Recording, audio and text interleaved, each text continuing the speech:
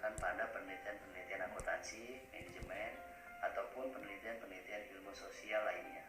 Penjelasan metode analisis regresi linear berganda ini saya ambil dari buku yang sudah saya tulis yang berjudul Metode Penelitian Akuntansi dan Manajemen. Seperti ini bukunya. Dalam video kali ini saya akan coba menjelaskan apa itu regresi linear berganda secara singkat, serta saya juga akan memberikan contoh-contoh pengolahan data untuk analisis regresi linear berganda menggunakan software SPSS. Regresi linear berganda adalah model regresi yang digunakan untuk menganalisis penelitian yang pengamatannya dilakukan pada beberapa variabel X atau variabel independen untuk melihat ada atau tidaknya pengaruh terhadap satu variabel Y. Di dalam analisis regresi linear berganda ini ada beberapa tahapan-tahapan yang perlu diperhatikan. Yang pertama adalah uji instrumen apabila data sumber yang didapat berasal dari penyebaran kuesioner. Yang kedua adalah uji asumsi klasik, di mana uji asumsi klasik terdiri dari uji normalitas, uji heteroskedastisitas, uji multikolinearitas, dan uji autokorelasi. Lalu yang terakhir adalah uji hipotesis. Uji hipotesis terdiri dari uji kelayakan model atau uji F. Lalu kita melihat koefisien determinasi, nilai dari koefisien determinasi, dan yang terakhir adalah uji T. Karena data yang akan saya contohkan adalah data yang bersumber dari kuesioner, maka saya akan coba menjelaskan terlebih dahulu proses pengolahan data untuk uji instrumen. Oke guys, sebelum kita melakukan uji instrumen, langkah pertama yaitu kita menyiapkan tabulasi data yang akan kita olah. Seperti ini contohnya. Ini adalah variabel Y, variabel lean accounting. Saya sudah menyiapkan tabulasi datanya dengan struktur tabel seperti ini. Kalian nanti siapkan struktur tabel yang seperti ini agar memudahkan langkah kita untuk melakukan proses copy paste ke program SPSS. Lakukan hal yang sama untuk variabel-variabel lain. Di sini variabel X1 saya adalah CI atau continuous improvement. Ya guys, siapkan seperti ini.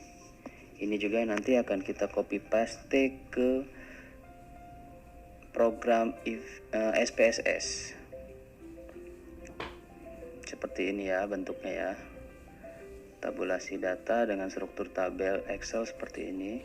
Lakukan hal yang sama untuk variabel-variabel berikutnya. Sini variabel X2 saya, value stream cost. Ini adalah butir-butir kuesioner. Lalu variabel-variabel berikutnya juga dilakukan hal yang sama. Balance scorecard, ini variabel X3 saya, dan terakhir variabel X4 saya, just in time. Saya buat juga struktur tabelnya sama persis dengan variabel-variabel yang lainnya. Seperti ini struktur tabel yang nantinya akan membantu kita untuk mempercepat proses copy paste ke kolom yang ada di SPSS. Lalu kemudian kita juga bisa membuat struktur tabel gabungan ya.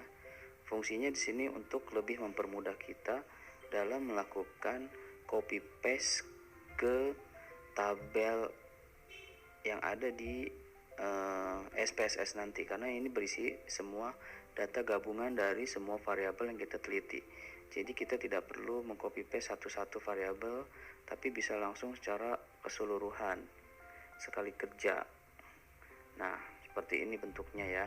Struktur tabel gabungan dari ke semua variabel yang kita akan olah datanya pada program SPSS. Oke guys. Ya, jadi lebih banyak ya dibanding per variabel.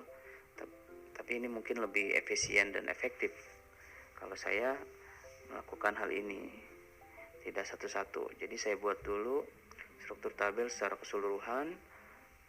Saya siapkan program SPSS-nya, lalu saya copy paste sehingga prosesnya bisa langsung selesai. Oke guys, selanjutnya kita buka program SPSS. Oke guys, perlu kita ketahui uji instrumen ini penting dilakukan untuk penelitian yang sumber datanya berasal dari kuesioner, karena hal ini perlu dilakukan untuk melihat apakah butir pernyataan yang telah dibuat dalam kuesioner memenuhi syarat utama, yaitu validitas dan reliabilitas. Pada bagian variable view di program SPSS, langkah pertama yang kita lakukan adalah memasukkan variabel-variabel yang kita teliti yang ada di program Excel ini. Contohnya di sini ada variabel lean accounting 1, maksudnya di sini adalah indikator dari variabel lean accounting. Satu variabel terdiri dari 8 indikator. Ini tergantung variabelnya ya guys, tidak harus 8, jadi sesuai dengan variabel yang diteliti saja. Nah, kita masukkan indikator-indikator ini ke dalam program SPSS ya. Kita ketik saja setiap nama indikator dari variabel yang kita teliti. Contoh tadi lean accounting ada 8 indikator, berarti kita buat di sini LA1 sampai LA8. Perlu diperhatikan di sini measure-nya dalam posisi scale ya guys. Lalu lakukan hal yang sama untuk indikator-indikator yang lainnya ya guys. Sini LA2, jangan lupa measure-nya dalam posisi scale. Lanjutkan seterusnya untuk keseluruhan indikator variabel. Di sini jumlah indikator tergantung dari representasi variabel ya guys. Tidak semua variabel jumlah indikatornya 8, tergantung dari penjabaran deskripsi variabel tersebut. Apakah 5 indikator saja sudah cukup menggambarkan deskripsi variabel tersebut, atau memang bisa lebih. Sifatnya tergantung dari konsep teori si variabel tersebut. Posisi measure-nya jangan lupa scale.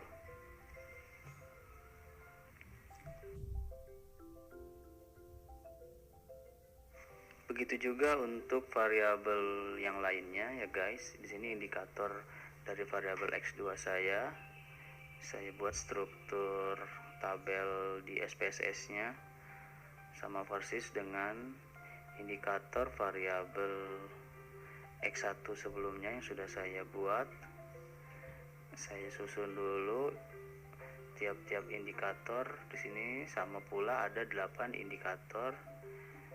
Lalu measure-nya dalam posisi scale, semuanya klik 2 kali saja guys, biar langsung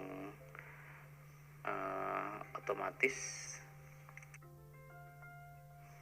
Lakukan kembali untuk variabel berikutnya ya guys, dengan cara yang sama.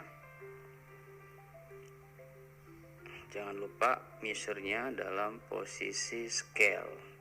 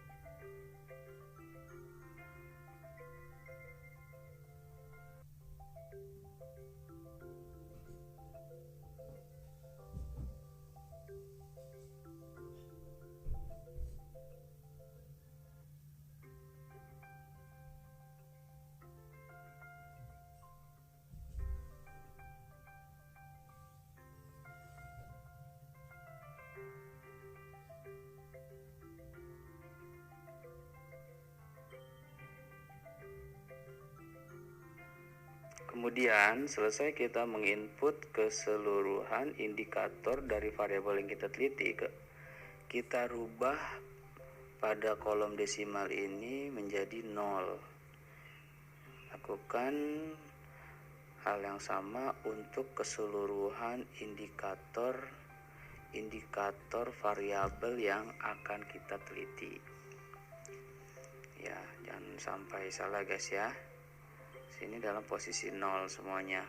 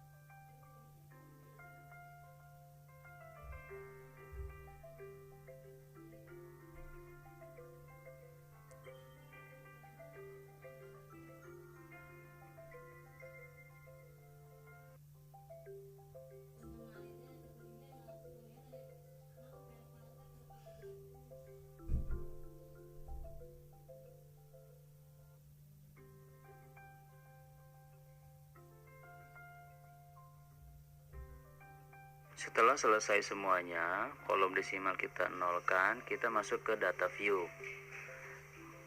Pada bagian data view ini, sini akan muncul indikator yang tadi sudah kita input dalam bagian variabel view.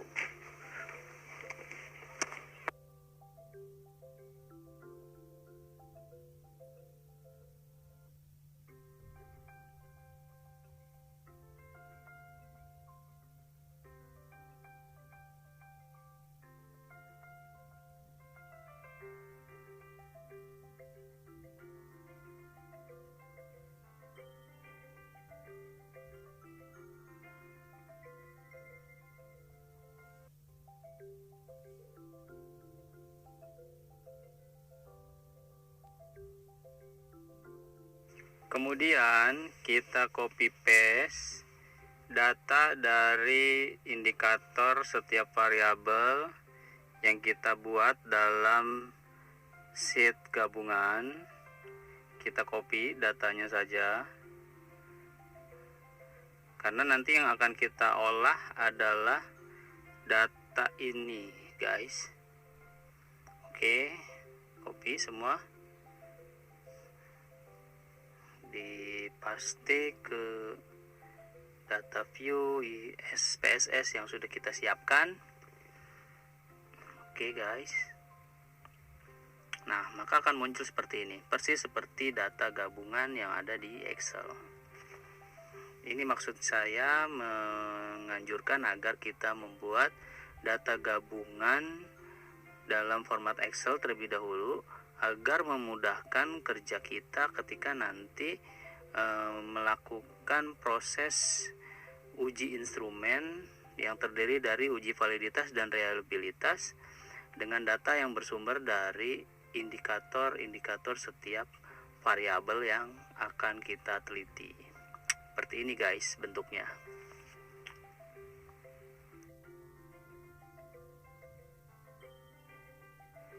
Setelah itu kita sudah bisa melakukan proses uji instrumen yang pertama, yaitu uji validitas. Klik analyze, lalu pilih scale dan kemudian pilih reliability analysis.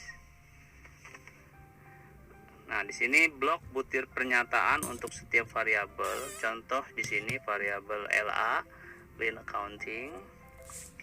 Kita melakukan uji validitas ke semua indikator variabel. Di sini saya hanya menyontohkan yang variabel LA saja, karena pada dasarnya cara yang sama dilakukan untuk indikator-indikator variabel yang lain. Oke, sudah masuk ke dalam kolom item, kotak item sudah masuk, dan pastikan pada bagian menu model dalam kondisi alpha. Lalu klik statistik, maka akan muncul kotak dialog reliability analysis statistik. Pada kolom descriptive for centang diberikan tanda centang. Perhatikan pada bagian descriptive for, di sini ada 3 kotak. Pastikan yang kita centang adalah pada bagian scale if item deleted. Lalu pada kolom inter item centang kotak correlation. Kemudian klik continue, lalu klik lagi OK. Maka akan keluar output seperti berikut ini.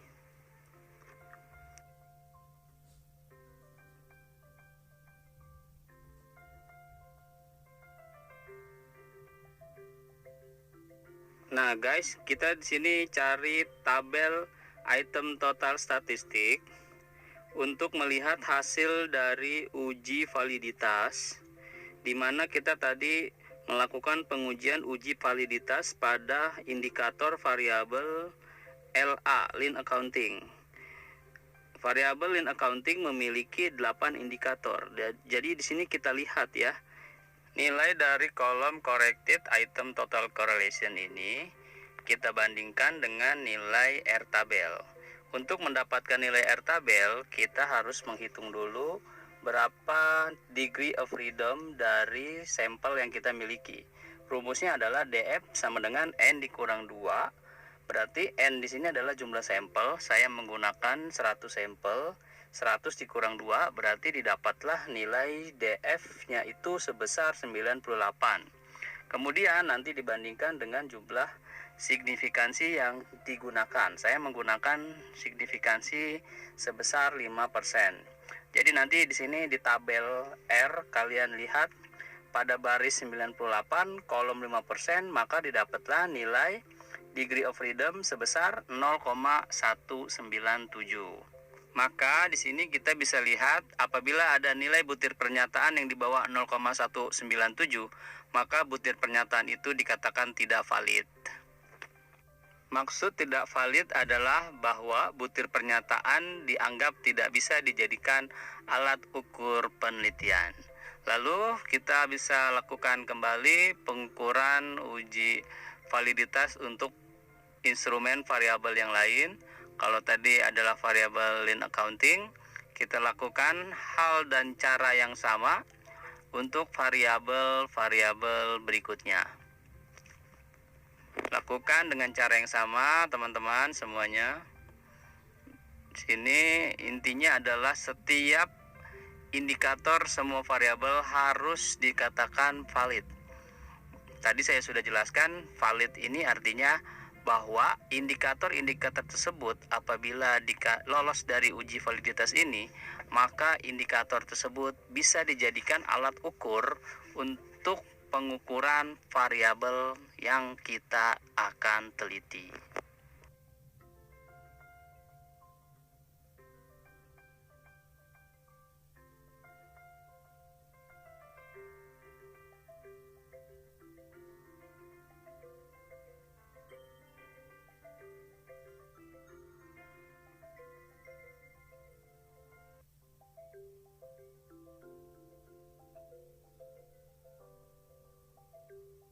Selanjutnya di sini kita melakukan pengujian reliabilitas dengan cara yang sama seperti pengujian validitas. Pengujian reliabilitas di sini memiliki tujuan untuk mengetahui ada atau tidaknya kekonsistenan dari jawaban yang didapatkan walaupun kuesionernya ini digunakan berkali-kali kepada responden yang berbeda. Nah, di uji reliabilitas ini kita lihat tabel reliability statistik pada kolom Cronbach alpha.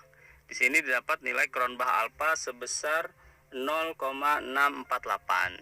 Nah, nanti nilai 0,648 ini kita bandingkan dengan nilai R tabel yang tadi ya guys, yang sebesar 0,197. Nah, asumsinya adalah nilai Cronbach alpha harus lebih besar dari 0,197 agar didapatkan kesimpulan bahwa kuesioner yang digunakan dalam penelitian ini secara keseluruhan bersifat reliable. Dan bisa kita lihat di sini nilai Cronbach alpha sebesar 0,648 yang itu artinya lebih besar dari 0,197. Oke guys, selesai uji reliabilitas. Bisa kita simpan atau tidak. Opsi ini tergantung kalian ya. Jika ingin simpan, klik yes. Jika tidak, klik no. Nah, itulah dia tadi proses pengujian reliabilitas. Kita lakukan untuk instrumen variabel yang lain dengan cara yang sama dan cara pembahasan yang sama, sehingga kita bisa mengetahui tingkat kereliabilitasan dari masing-masing kuesioner yang kita gunakan sebagai alat ukur pengukuran variabel.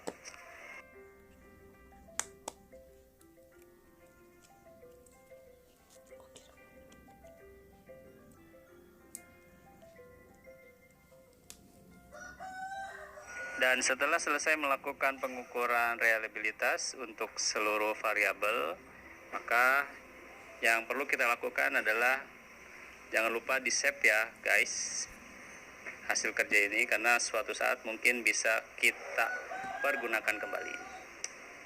Oke guys, sekian saja dari saya.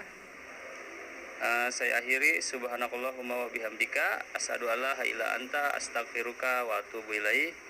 Wassalamualaikum warahmatullahi wabarakatuh.